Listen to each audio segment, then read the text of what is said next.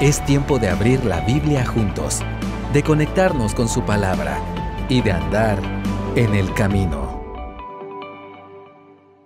Muy buenos días, mi nombre es Luis Alejandro Lira y es de verdad qué gusto poder verlos hoy. Y qué privilegio poder compartir también con ustedes este tiempo, esta reflexión en la palabra. Y quiero invitarlos a que busquen Nehemías capítulo 7. Vamos a iniciar hoy con la lectura del pasaje. Nehemías capítulo 7, versículo 5. Y es un pasaje cortito, del 5 al 69. Pequeñito. Y leo yo para ustedes Nehemías 7, versículo 5.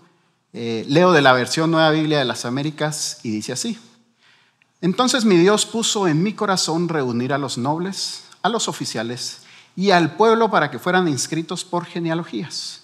Y encontré el libro de la genealogía de los que habían subido primero. Y ahí escrito en él: estos son los hijos de la provincia que subieron de la cautividad, aquellos que Nabucodonosor, rey de Babilonia, había llevado cautivos y que volvieron a Jerusalén y a Judá, cada uno a su ciudad. Los cuales vinieron con Zorobabel, Jesúa, Nehemías, Azarías, Raamías, Naamani, Mardoqueo, Bilsan, Misperet, Bigvai, Nehum y Bana. El número de los hombres del pueblo de Israel, los hijos de Paros, 2172. Los hijos de Cefatías, 372. Los hijos de Ara, 652. Los hijos de Pahat Moab, de los hijos de Jesúa y de Joab, 2818. Los hijos de Elam, 1254. Los hijos de Satu, 845. Los hijos de Sakai, 760. Los hijos de Binui, 648. Los hijos de Bebai, 628. Los hijos de Asgad, 2322. Los hijos de Adonicam, 667. Los hijos de Bigvai, 2077. Los hijos de Adín, 655. Los hijos de Ater de Ezequías, 98. Los hijos de Jasum, 328. Los hijos de Besai, 324. Los hijos de Jarif, 112. Los hijos de Gabaón, 95. Los hombres de Belén y Netofa, 188. Los hombres de Anatot, 128. Los hombres de Bet Asmavet, 42. Los hombres de Kiriat Jearim, Cafira y Beerot, 743. Los hombres de Rama y Jeba, 621. Los hombres de Micmas, 122. Los hombres de Betel y Ai, 123. Los hombres del otro Nebo, 52. Los hombres del otro Elam, 1254. Los hijos de Arim, 320. Los hombres de Jericó, 345. Los hijos de Lod, Adid y Ono, 721. Los hijos de Sena, 3923. Los sacerdotes, los hijos de Jedaías, de la casa de Jesúa, 973. Los hijos de Imer, 1052. Los hijos de Pasur, 1247. Los hijos de Arim, 1017. Los levitas, los hijos de Jesúa y de Cadmiel, de los hijos de Odavías, 74. Los cantores, los hijos de Asaf, 148. Los porteros, los hijos de Salum, los hijos de Ater, los hijos de Talmón, los hijos de Acub, los hijos de Hatita, los hijos de Sobai, 138. Los sirvientes del templo, los hijos de Sija, los hijos de Jasufa, los hijos de Tabaot, los hijos de Queros, los hijos de Siaya, los hijos de Padón, los hijos de Levana, los hijos de Agaba, los hijos de Salmai, los hijos de Anán, los hijos de Gidel, los hijos de Gahar, los hijos de Reaía, los hijos de Resín, los hijos de Necoda, los hijos de Gazam, los hijos de Usa, los hijos de Pasea, los hijos de Besai, los hijos de Meunim, los hijos de Nefisesim, los hijos de Bakbuk, los hijos de Jacufa, los hijos de Ar-Ur, los hijos de Baslut, los hijos de Meida, los hijos de Jarsa, los hijos de Barcos, los hijos de Císara, los hijos de Tema, los hijos de Nesía, los hijos de Hatifa, los hijos de los siervos de Salomón, los hijos de Sotai, los hijos de Soferet, los hijos de Perida, los hijos de Jaala, los hijos de Darcón, los hijos de Gidel, los hijos de Cefatías, los hijos de Atil, los hijos de Poqueret Jesebaim, los hijos de Amón. El total de los sirvientes del templo y de los hijos de los siervos de Salomón era de 392. Estos fueron los que subieron de Tel Mela, Tel Harsa, Querub, Adón e Imer, aunque no pudieron demostrar si sus casas paternas o su descendencia eran de Israel. Los hijos de Delaya, los hijos de Tobías, los hijos de Necoda, 642. De los sacerdotes, los hijos de Jabaía, los hijos de Cos, los hijos de Barzilai, que había tomado por mujer a una de las hijas de Barzilai, el Galaadita, cuyo nombre fue llamado. Estos buscaron en su registro de genealogías, pero no se hallaron, y fueron considerados inmundos y excluidos del sacerdocio. Y el gobernador les dijo que no comieran de las cosas santísimas hasta que un sacerdote se levantara con Urim y Tumim. Toda la asamblea reunida era de 42,360, sin contar sus siervos, sus siervas, que eran 7,337, y tenían 245 cantores y cantoras. Sus caballos eran 736, sus mulos 245, sus camellos 435 y sus asnos 6,720.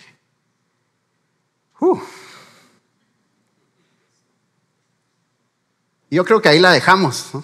Gracias por venir hoy. Tengo una conversación pendiente, una muy seria conversación, y por allá veo a Rolando, con el comité de predicación. Cuando leí el pasaje me quedé con un signo de interrogación.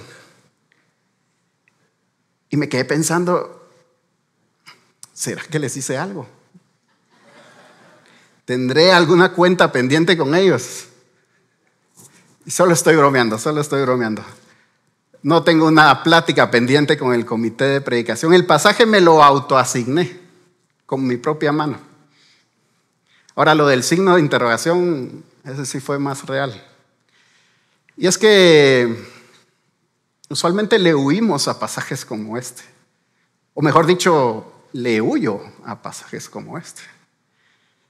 Estos grandes listados de nombres, estos grandes censos, grandes genealogías, donde tal vez lo más evidente es mi dificultad para pronunciar los nombres.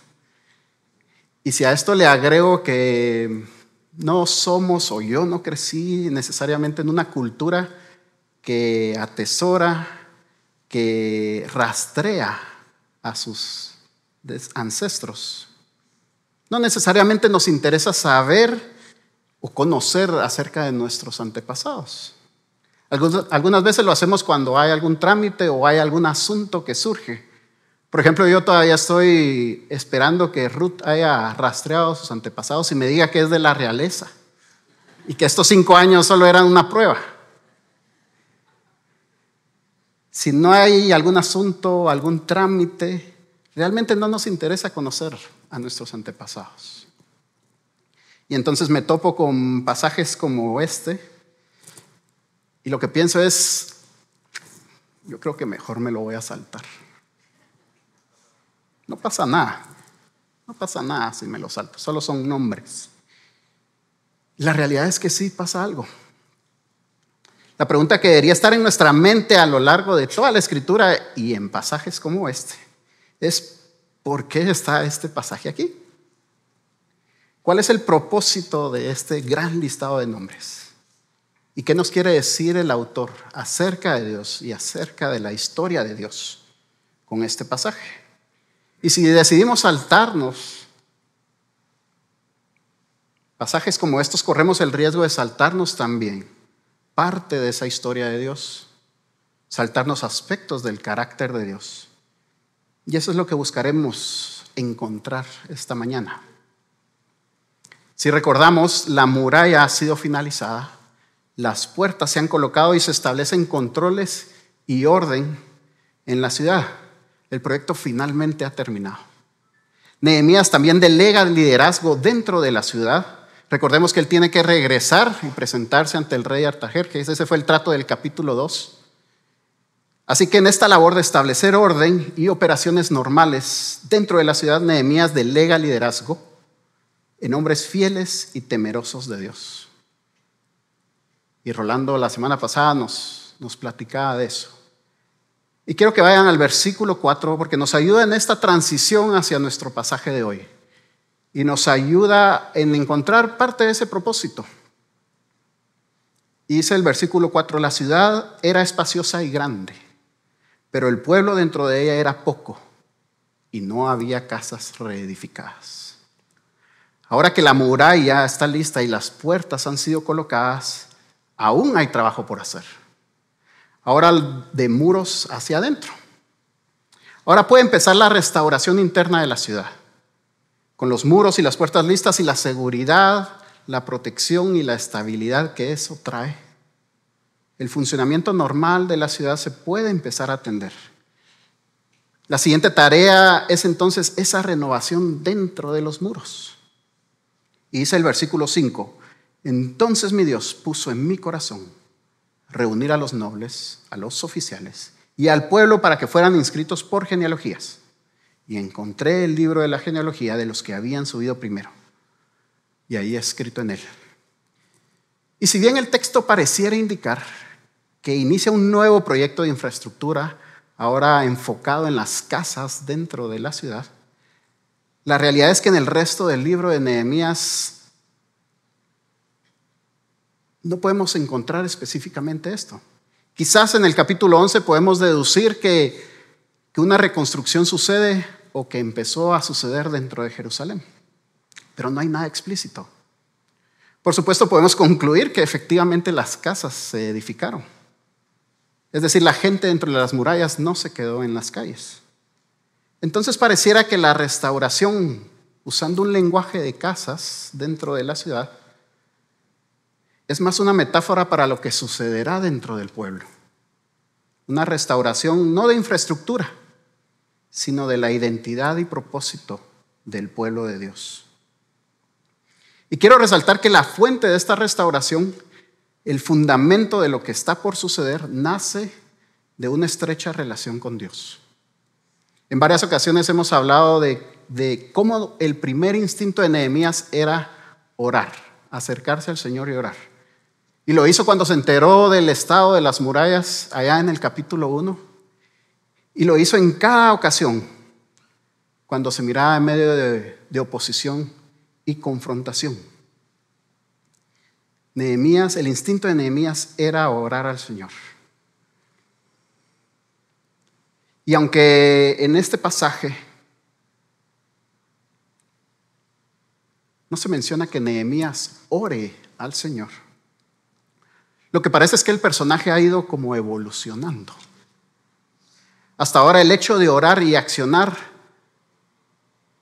ha ido evolucionando hasta el hecho de que orar y accionar no son dos eventos distintos. No son etapas separadas en el proceso de decisión de Nehemías. La estrecha relación con Dios lo llevaba a entender y discernir cuál era la voluntad de Dios y le llevaba a accionar con la certeza y la seguridad de saber que lo que está haciendo está alineado con la voluntad de Dios. Nehemías no asume que el don de unos es accionar y el don de otros es orar. Nehemías asume la responsabilidad de ambas cosas. Instintivamente se entregaba a ambas cosas. La fluidez con la que alterna entre lo que sucede y sus oraciones puede incluso sugerir que no distinguía entre oración y acción.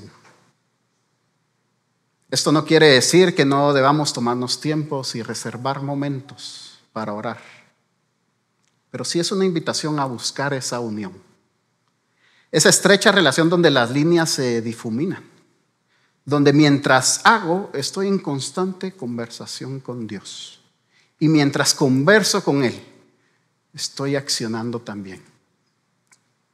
Quizás estoy orando solo aquí los domingos y oro porque me gana la presión de grupo y mejor cierro mis ojos. Alguien podría decir, no, Luis, discúlpame, pero estás equivocado. Discúlpame, pero yo oro 3 veces al día. en las comidas tal vez. Y tal vez sí estamos apartando un tiempo específico de oración, un tiempo dedicado a la oración, independientemente de la etapa en la que podamos estar. El ejemplo de Nehemías debe motivarnos a tomarnos seriamente, ser hombres y mujeres de oración y acción entrelazadas. De tal manera que instintivamente, así como Nehemías, nos entreguemos a ambas. Y teniendo esto como base, esta relación y esta comunicación entre Dios y Nehemías, el texto nos dice que Nehemías encontró el libro de la genealogía de los que habían subido primero. Y dice el versículo 6, estos son los hijos de la provincia que subieron de la cautividad, aquellos que Nabucodonosor, rey de Babilonia, había llevado cautivos y que volvieron a Jerusalén y a Judá, cada uno a su ciudad. Y en los siguientes versículos encontramos entonces este gran listado de nombres que ya leímos. Ahora, si notamos, pareciera que Nehemías iba a sacar un nuevo censo, un nuevo listado, un listado actualizado. Y en su lugar saca uno viejo. Han pasado aproximadamente 90 años desde este listado. Y se imaginan que en 90 años se leyeran los nombres de los que estamos hoy aquí. Ahí va a aparecer Luis Alejandro Lira y yo ya ni voy a estar. Tal vez a Adrián reconocería el nombre si el Señor le permite llegar a 93 años de edad. ¿Por qué no mejor sacar un listado actualizado? Si el propósito es construir casas para los que están, un nuevo listado suena más lógico, ¿no? Posiblemente porque el listado es más que solo un censo o un registro. Y posiblemente porque el proyecto va más que murallas y casas.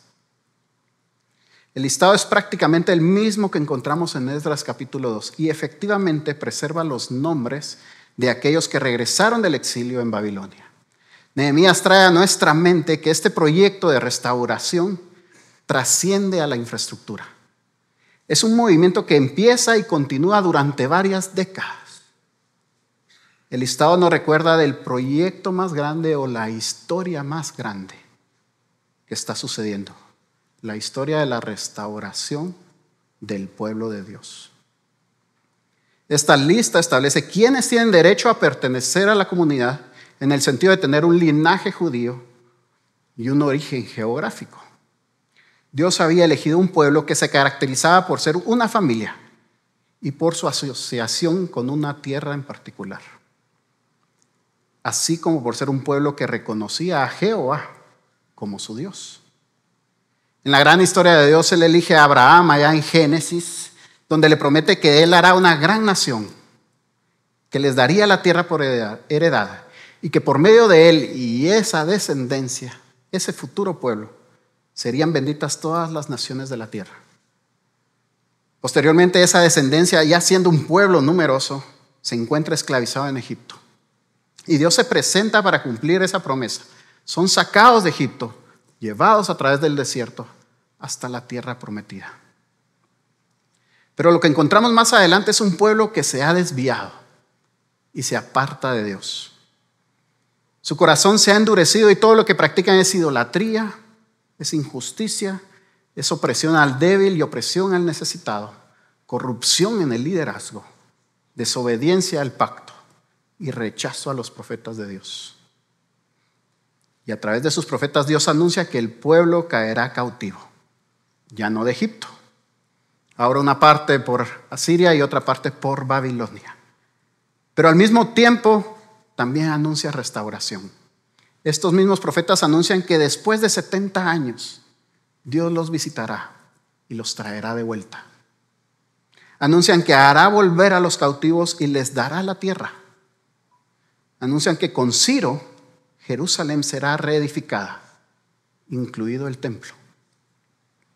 Por lo tanto, esta lista de nombres es más que un registro para un proyecto de vivienda. Estas personas, estas familias que regresan del exilio, son el cumplimiento de la promesa de Dios. Son testimonio de la fidelidad de Dios a ese propósito y a esa promesa originales. El exilio no significó que la promesa de Dios hubiera fracasado. La capacidad de los exiliados para demostrar su pertenencia a esta familia y a esta tierra demuestra que cada uno de ellos participaban en ese propósito. Y cada uno de ellos son una encarnación de la fidelidad de Dios. Que todas estas personas, sacerdotes, levitas, músicos, porteros, sirvientes del templo, hijos de los siervos de Salomón, estén de vuelta en Jerusalén y que cada uno de los roles fueran preservados es evidencia que la mano de Dios obraba para asegurar que estuvieran disponibles para su ministerio después del exilio. Sin embargo, había un asunto más que atender, una preocupación importante en la comunidad. Esta era que la supervisión del templo estuviera en manos de quienes Dios había designado. Y si esta historia es en realidad una historia de restauración en el pueblo, este elemento se vuelve muy importante. Dios había designado a la tribu de Leví y dentro de las tareas del sacerdocio a la familia de Aarón. Este listado de nombres nos apunta que desde hace 90 años, empezando con Zorobabel, luego Esdras y ahora Nehemías, la búsqueda de la pureza, la búsqueda de la obediencia y de cumplir con la palabra de Dios se hizo de suma importancia y de gran prioridad. Si lo que se quiere es lograr ver realizadas las profecías anunciadas sobre la restauración de Jerusalén y finalmente ver la presencia de Dios de nuevo en medio de nosotros, en medio de su pueblo, atender que esta supervisión del templo se haga como Dios lo pide es de suma importancia. Vemos entonces en el versículo 64 que aquellos que buscaron en su registro de genealogías, pero no se hallaron, fueron considerados inmundos y excluidos del sacerdocio. Y quiero hacer algunas acotaciones porque este versículo puede sentirse un poco fuerte. Yo quizás me ofendería si me dicen inmundo. ¿Por qué entonces la radicalidad de esta decisión? Esta decisión refleja la seriedad con la que valoraban la pureza del culto y su identidad como pueblo de Dios. Lo que está sucediendo tras bambalinas en esta decisión es un llamado a la pureza o a la santidad. No solo del templo, sino del pueblo en general. Y este es un tema muy serio. Por eso comentaba que lo que está sucediendo y se está gestando en estos pasajes y que veremos en el resto del libro de Nehemías es mucho más que otro proyecto de construcción. Esto es un llamado a las personas y a la nación a retomar el pacto, a verse como esas personas que encarnan la fidelidad de Dios, un pueblo santo, sin inmundicia, un remanente fiel que ha regresado del exilio. Hablar sobre la santidad no solo nos ayuda a entender este pasaje, sino que empieza a generar implicaciones en nosotros mismos. Y en el pensamiento hebreo, la santidad está conectada a Dios por su rol único como creador y autor de la vida. Y está conectada a su carácter como la fuente de pureza y bondad. Es debido a esto que Dios es realmente la máxima expresión, la mejor expresión de santidad. Él es único, Él es aparte, Él es distinto, Él es ilimitado, Él es completamente otro. Él es completamente otro. La santidad hace evidente la enorme diferencia que hay entre Dios y sus cualidades. La enorme diferencia que hay entre Dios y sus cualidades y nosotros humanos y nuestras cualidades. La santidad es esa inmensa distancia entre Él y nosotros. La santidad entonces genera dos espacios. Uno santo, un espacio de Dios, y uno común, o inmundo, o impuro. En ese espacio, hermanos, ese espacio es chilerísimo, ese espacio es bonito. Ahí hay amor, ahí hay paz, ahí hay gozo, ahí hay deleite. Ahí no hay dolor, no hay preocupación, no hay lágrimas, no hay ansiedad, ahí no hay muerte. Este espacio común o inmundo no necesariamente es malo o pecaminoso, aunque sí lo incluye.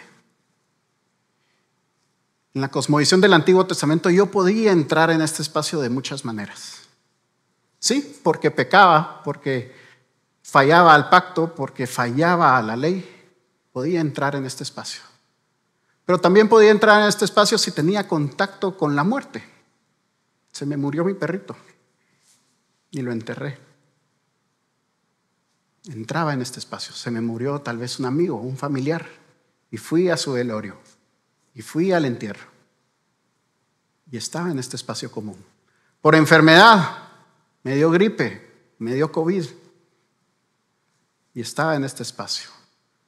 Por contacto con sangre, con flujos, un raspón, o podemos pensar en la mujer con flujo de sangre y era considerada impura. Y esas cosas no son pecado, no son maldad, son parte de la vida. Lo malo y lo peligroso era pretender acercarme aquí sin haberme purificado o sin haberme santificado. Y por eso es que podemos ver una serie de rituales, una serie de sacrificios, una serie de ofrendas para purificarme y limpiarme. Permitían limpiarme. Y entonces sí pensar en acercarme a este espacio santo, en acercarme al templo y por ende acercarme a Dios. Es por eso la importancia de que solo aquellos designados estuvieran cerca de este espacio. Habían sido consagrados, también a través de todo un ritual, pero habían sido consagrados y designados para estar en este espacio. Ahora quiero explicar algo más. En este espacio puede haber pecado, puede haber faltas a la ley, desobediencia, quebrantar el pacto. Y yo puedo pensar en alejarme de eso. Puedo pensar en buscar un mi rinconcito por aquí, aislado de todos y no ser como ellos. Y yo no hago eso.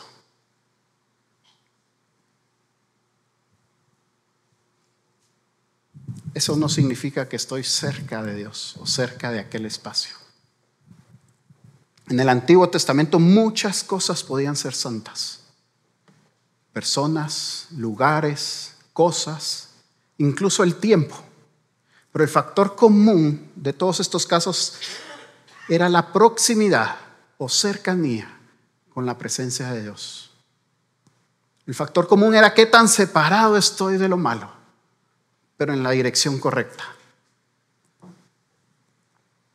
Y todo lo que se acercaba aquí era considerado santo por esa cercanía con Dios.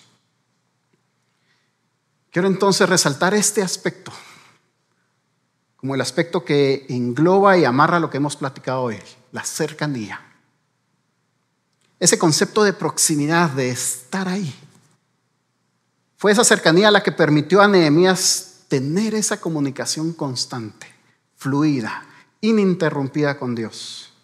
Eso le habilitó para accionar, para ejecutar proyectos, para convocar al pueblo, para pasar lista y para tomar esas decisiones radicales. Radicales buscando la santidad del pueblo y para prepararlo para lo que vendría.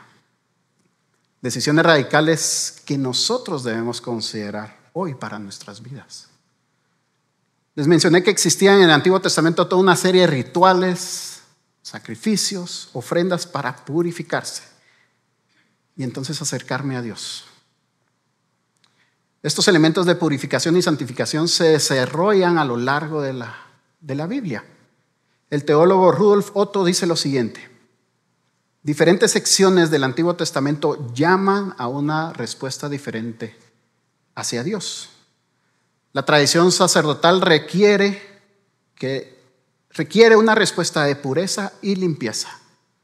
Lo que acabamos de platicar, los rituales, las ofrendas.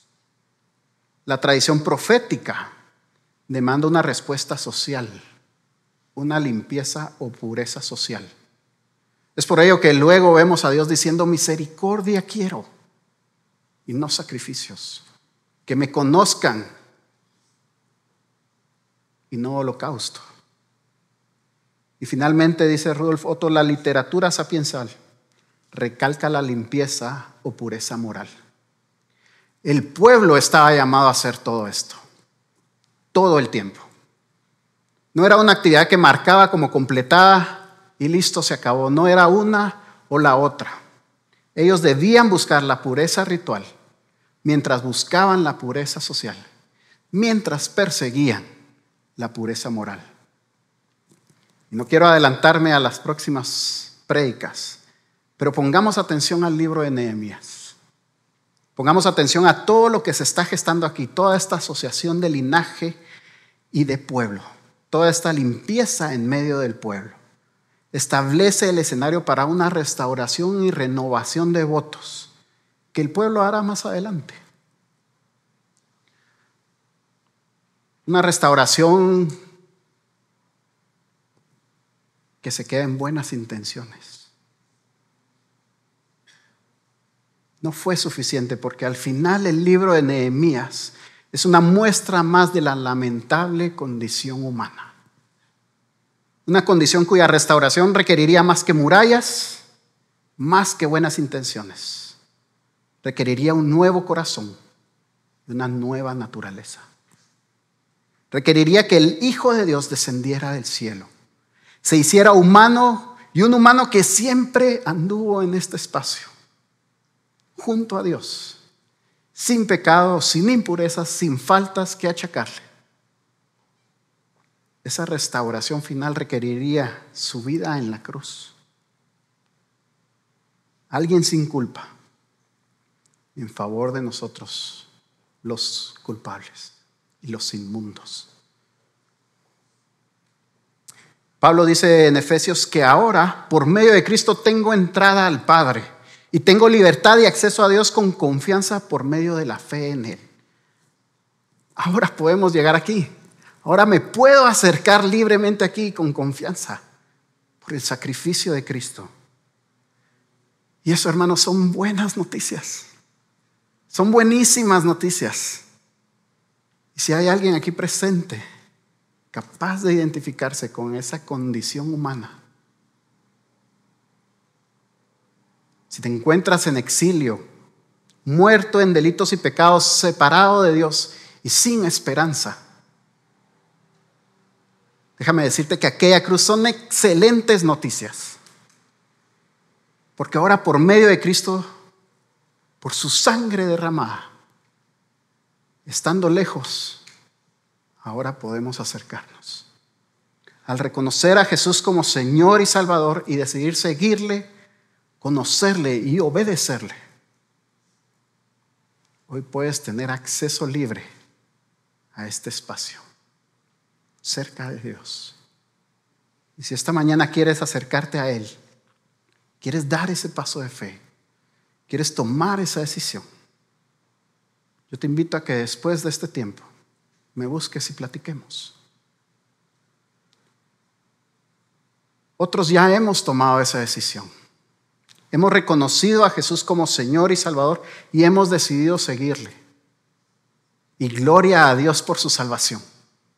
Gloria a Dios por su salvación. Pero siendo muy honesto,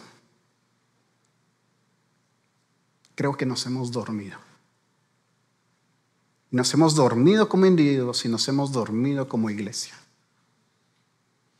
Esa misma convicción de haber sido salvados nos ha llevado a acomodarnos. Y me ha acomodado a este espacio común.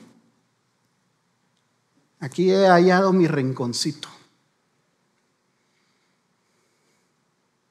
Y me he acomodado a coquetear con el pecado. Porque igual por gracia soy salvo. Y nada me puede arrebatar de mi Dios.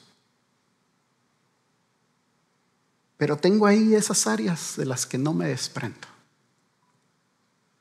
Ahí están, esa espinita en la carne. Y entro en un ciclo de fallar e intentar, fallar e intentar, fallar e intentar.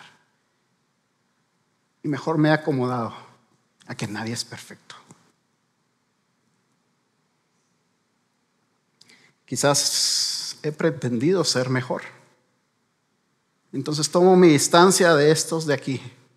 Yo no soy como ellos.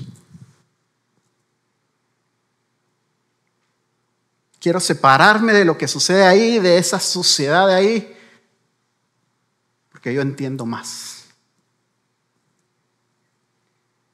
Yo no estoy robando. Yo no soy corrupto. Yo soy íntegro. Yo no soy un asesino. No ando engañando a mi esposa. No ando metido en pornografía. Yo no me emborracho. Yo no armo pleito. No me drogo. Ni siquiera fumo.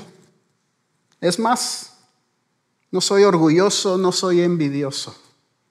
Vengo los domingos. Canto, oro, ofrendo.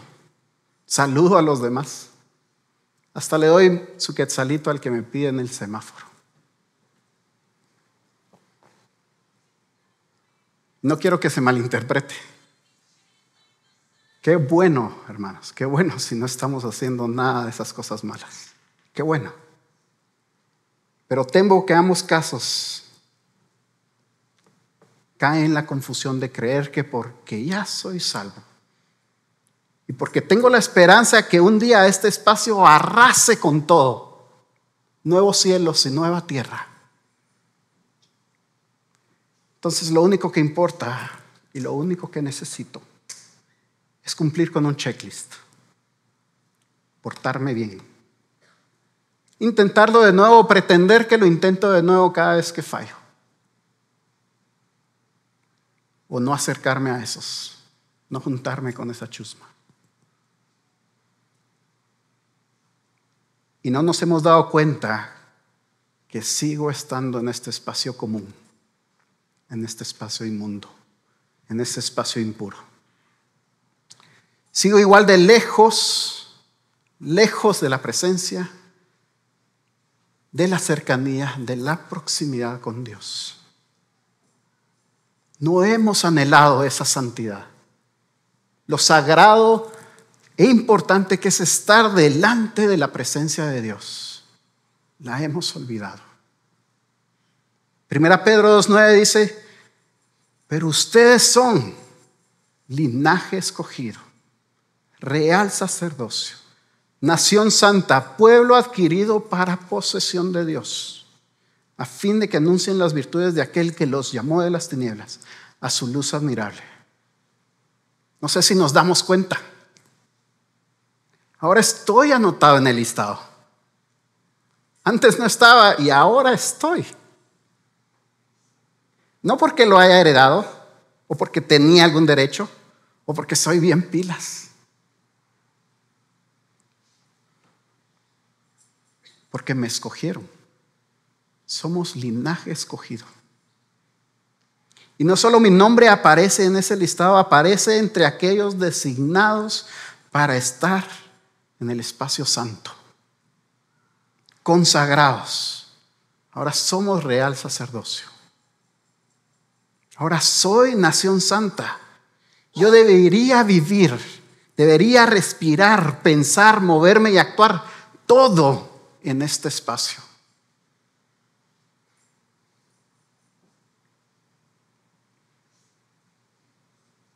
No para mi deleite o para mi disfrute, sino porque hay una misión: permear, anunciar, inundar este espacio común con todas las virtudes y cualidades de aquel que está en este espacio, de Dios. Qué bueno, hermanos, si no estamos haciendo lo malo. Pero nos hemos olvidado de vencer el mal con el bien. Y este es momento de empezar. Momento de empezar a inundar aquí mismo esta congregación.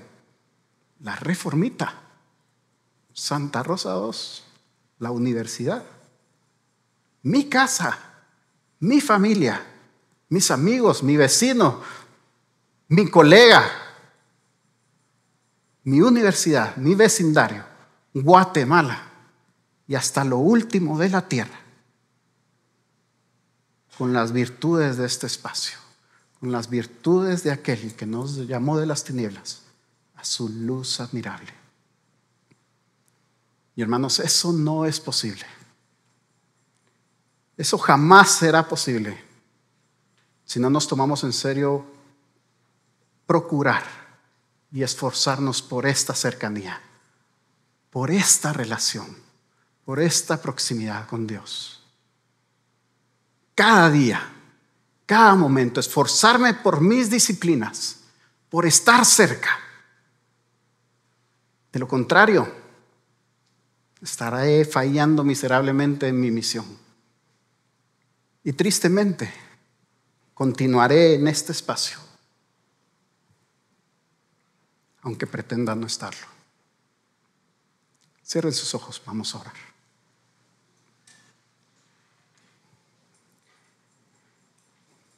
Padre, perdónanos. Perdónanos si hemos fallado. Perdónanos si hemos pretendido estar bien, cuando en realidad estamos metidos en la misma inmundicia. Perdónanos si ni siquiera es pretender si en verdad estoy metido en la inmundicia. Límpianos. Sálvanos. Hoy tenemos acceso directo a ti a través de Cristo. Puedo acercarme libre y confiadamente. Que tu Espíritu nos guíe a cada uno a corregir esas áreas donde estoy fallando, a darme cuenta de mi error al pretender ser bueno, a esforzarme con la ayuda de tu Espíritu a acercarme a ti cada día, cada momento. Gracias, Señor, gracias por tu amor, por cuán grande amor. Cuando yo estaba muerto en mis delitos y pecados, yo estaba en el fondo de este espacio inmundo, fuiste tú quien se acercó y abrió un camino. Cargaste con esa culpa, con mi cruz, con mi juicio, con mi condena. Voluntariamente los clavaste contigo en aquella cruz. Señor, ayúdanos, porque sin ti nada podemos hacer. Y en tu nombre lo pedimos. Amén. Gracias por acompañarnos hoy. Esperamos que vuelvas y sigas conectado con la palabra. También te invitamos a que nos sigas en nuestras redes sociales. Hasta pronto.